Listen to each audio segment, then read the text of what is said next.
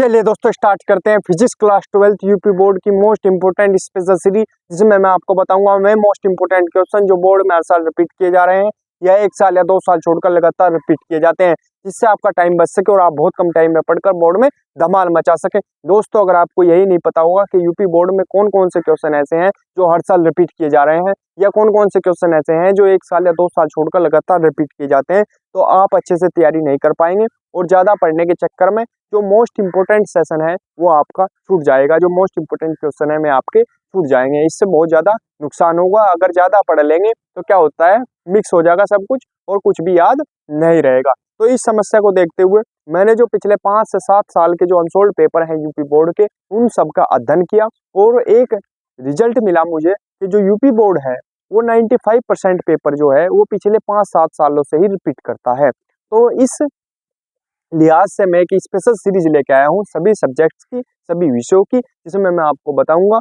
वे most important question जो board में हर साल रिपीट किए जा रहे हैं या 1 साल या 2 साल छोड़कर लगातार रिपीट किए जाते हैं।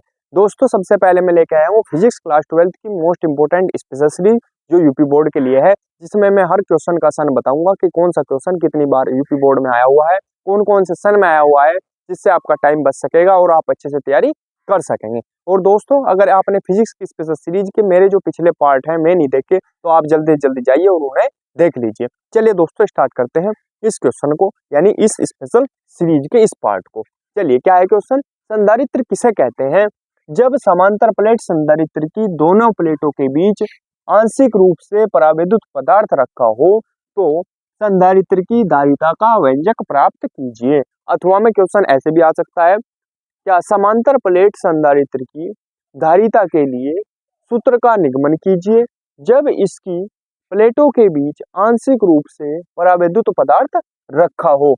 मतलब बात क्या है, परावैद्युत पदार्थ पे आंशिक रूप से परावैद्युत पदार्थ जब रखने की बात आएगी तो ये आर्टिकल हमें करना है। ठीक है, 2012 यूपी बोर्ड में आया, 2020 यूपी बोर्ड, 2022 और 2023 यूपी बोर्ड में पूछा हुआ है।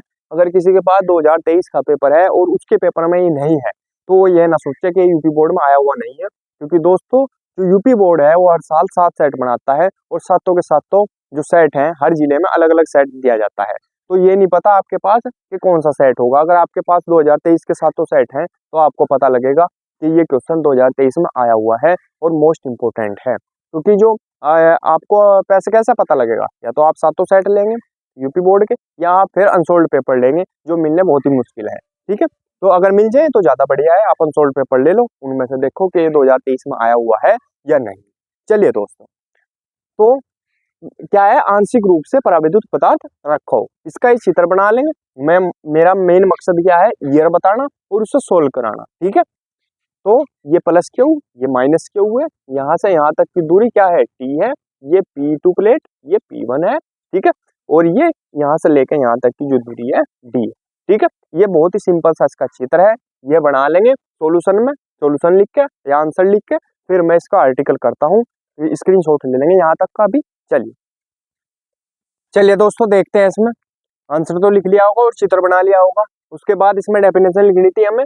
हमें क्वेश्चन में क्या दिया हुआ था, संधारित्र किसे कहते हैं। सबसे पहले उसकी डेफिनेशन लिखेंगे, संधारित्र 2 लाइनों की है।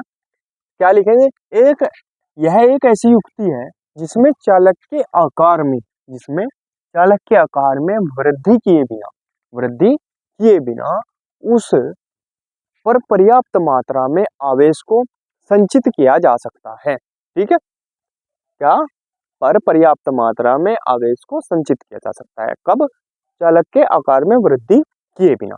तो चलिए दोस्तों, ये तो डेफिनेशन तो होगी, अब इसका करते हैं आर्टिकल का सॉल्यूशन। बहुत ही आसान तरीके से, ज्यादा कुछ नहीं लिखना। अगर ज्यादा लिखने के चक्कर में रहोगे तो क्या होगा, तो फिर क्या होगा, फिर ज्यादा मिक्स हो जाएगा। ज्यादा कुछ नहीं लिखना, इंपोर्टेंट जो चीज है बस वही लिख रहे हैं। ठीक है दोस्तों, चलिए तो लिखेंगे, लिखना स्टार्ट करेंगे आर्टिकल के लिए। प्लेटों के बीच, मेरा मतलब है थ्योरी नहीं लिखनी चाहता, आर्टिकल जब हम सिद्ध करेंगे यानी फॉर्मूला जब हम सिद्ध कर रहे हो किसी में वैद्युत अक्षेत्र की तीव्रता E0 बराबर होता है Q बटे एप्सिलॉन 0 ए। ठीक है, क्यू बटे एप्सिलॉन 0 ए। ठीक है भाई, यहाँ तक कोई दिक्कत नहीं है, ए है ये। ठीक है, अगर समझ में आ रहा हो। अब अगली लाइन से लिखेंगे परावैद्युत परावैद्युत माध्यम में परावैद्युत माध्यम में परावैद्युत माध्यम में वैद्युत अक्षेत्र की तीव्रता ई बराबर होती है क्यू बटे के एप्सिलॉन 0 ए। ठीक है, आगे बात समझ में। इसमें परावैद्युत माध्यम में वैद्युत क्षेत्र की तीव्रता ई बराबर होती है क्यू बटे के एप्सिलॉन 0 ए। ठीक है भाई, यहाँ तक। अब चलेंगे आगे। ठीक है, अब लिखेंगे यदि यदि प्लेटों P1 व P2 के बीच विभवांतर V हो, तब तब क्या होगा देखेंगे। तब V बराबर हमारे पास फॉर्मूला होता है E0 D minus T plus E t। ठीक है भाई, अब देखो ये जो E0 का मान है वो यहाँ रख देंगे, जो ये E का मान है ये यहाँ रख देंगे। ठीक है, तो इसे मान लेंगे हम समीकरण नंबर 1। तो लिख देंगे E0 तथा E का मान समीकरण 1 में रखने पर तो रख देंगे यहाँ E0 की जगह E0 का मान, E की जगह E का मान। ठीक है दोस्तों, चलिए तो V बराबर हमारे पास हो जाएगा, V बराबर क्या हो जाएगा, E0 का मान ये रख देंगे क्यू बटे एप्सिलॉन 0 ए। ठीक है, क्यू बटे एप्सिलॉन 0 ए रख दिया इस E0 की जगह। अब क्या आगे D माइनस टी। ठीक है भाई, फिर प्लस का चिन्ह है, प्लस का चिन्ह लगा देंगे। फिर E का मान ये रख देंगे क्यू बटे के एप्सिलॉन 0 ए। ठीक है भाई, तो T इसके साथ है तो T इसके साथ ही है। ठीक है, अब देखो क्या क्या किया हमने, इस E0 की जगह ये वाली वैल्यू रखी। ठीक है, क्योंकि E0 का मान है क्यू बटे एप्सिलॉन 0 ए। अब D माइनस टी है तो D माइनस टी ऐसा कैसा है, फिर प्लस इस E की जगह ये जो E है इस E की जगह इस E का मान रखेंगे क्यू बटे के एप्सिलॉन 0 ए। ठीक है भाई, T ऐसा का ऐसा इसके साथ है। अब देखो कॉमन क्या चीज आ रही जो दोनों में होगी। ठीक है, क्यू भी है इधर एप्सिलॉन 0 ए। ठीक है, क्यू बटे एप्सिलॉन 0 ए, क्यू बटे एप्सिलॉन 0 ए इधर है, इधर भी है, इधर। ठीक है, तो कॉमन ले लेंगे तो क्या बन जाएगा V बराबर क्यू बटे एप्सिलॉन 0 ए, ये तो आ गया कॉमन। ठीक है भाई, अंदर क्या बचा, एक तो ये बचा, ये तो कॉमन आ गया सारा।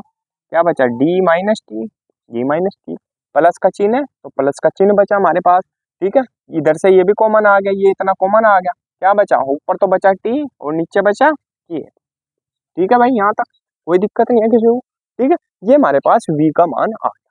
ठीक है, अब करते क्या है हम, अब हमारे पास जो धारिता का फॉर्मूला है, संधारित्र की जो धारिता है, जो संधारित्र की धारिता है लिखेंगे संधारित्र की धारिता C बराबर होता है क्यू बटे V। क्या होता है, क्यू बटे V।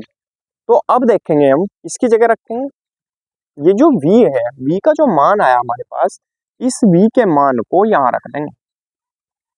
ठीक है, तो रखें, अब देखो क्या आ जाएगा हमारे पास, तो C बराबर हो जाएगा, C बराबर क्या होगा, ऊपर क्यू बटे इस V की जगह ये वाली वैल्यू आएगी पूरी। ठीक है, तो रखेंगे क्यू बटे एप्सिलॉन 0 ए एप्सिलॉन 0 ए, देखो एप्सिलॉन 0 ए सेम वैल्यू, ठीक है।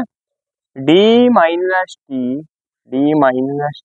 Plus D minus T plus T बटे के, ठीक है भाई, यहाँ तक कोई दिक्कत नहीं। अब क्यू कट गया, ये जो वैल्यू है कहाँ जाएगी, ऊपर, तो सी बराबर हमारे पास आ गया, एप्सिलॉन 0 ए बटे, क्योंकि ये वैल्यू ऊपर चली गई ना, और नीचे क्या बचा, ऐसा का ऐसा ही है, डी माइनस टी और प्लस टी बटे के, ठीक है भाई। ये आ गया हमारे पास इसका आर्टिकल, इसका लगा देंगे मात्रक फेराड, ठीक है। फेराड ही तो होगा, कोई दिक्कत तो नहीं, स्क्रीनशॉट ले लेंगे इसका, ठीक है दोस्तों। तो दोस्तों अगर वीडियो अच्छी लगी हो तो प्लीज वीडियो को लाइक कीजिए, कमेंट कीजिए और हमारे चैनल को सब्सक्राइब कीजिए। मिलते हैं अगले पार्ट में, तब तक के लिए धन्यवाद।